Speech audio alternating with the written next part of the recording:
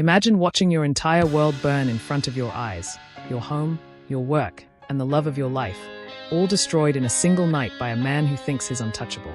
Most people would break. But one man, he became vengeance itself. If you've ever dreamed of seeing karma hit back harder than anyone expected, hit that like button right now. Subscribe and get ready, because this is the story of a humble blacksmith whose life was stolen, and the revenge he took that turned him into a legend. Thomas Gray was the kind of man everyone trusted. A blacksmith in a small American town in the late 1800s, he worked with fire and steel every day, but his heart was gentle. His forge wasn't just a workshop, it was the heartbeat of the community. Wagons rolled smoother, tools sharpened better, and neighbors always left with a smile when Thomas had touched their belongings. His wife, Anna, was the light of his life. She had laughter that could cut through the noise of his hammer-striking iron. Their young son, Samuel, followed Thomas around like a shadow, eyes wide with admiration. Together, they had built something that money could never buy, a simple, honest happiness. But happiness, it has a way of drawing envy. And envy was about to change everything. William Harrow was power in human form. A wealthy landowner with sprawling estates, he lived in excess while others scraped by. And when Harrow wanted something, he took it. No questions asked.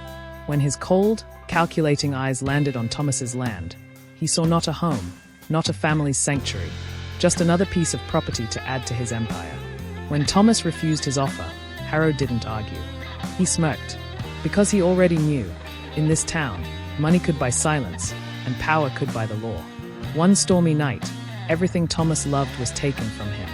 Flames ripped through his workshop, the air thick with smoke and screams. He fought through the fire, pulling his son Samuel into safety. But Anna was trapped. He clawed at the collapsing beams, his skin burning, his lungs filling with smoke, but he couldn't reach her. By dawn, all that was left was ash. Ash and a man hollowed out by grief. And when Thomas looked to the law for justice, Harrow stood smug in court, untouchable. Witnesses silenced, evidence vanished. Harrow walked free, with a laugh that still rang in Thomas's ears as he buried his wife. At her grave, Thomas knelt, hands trembling.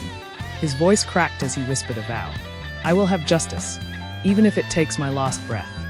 And then, Thomas disappeared. Some said he had gone west. Others whispered he had lost his mind and wandered as a ghost. The truth, he was becoming something else entirely. He hunted in the wilderness, his hands learning the patience of predators. He trained with weapons, rifles, knives, but most of all, the hammer he once used to build. His body hardened. His grief turned to steel. His heart, a furnace, burning with one thing, revenge.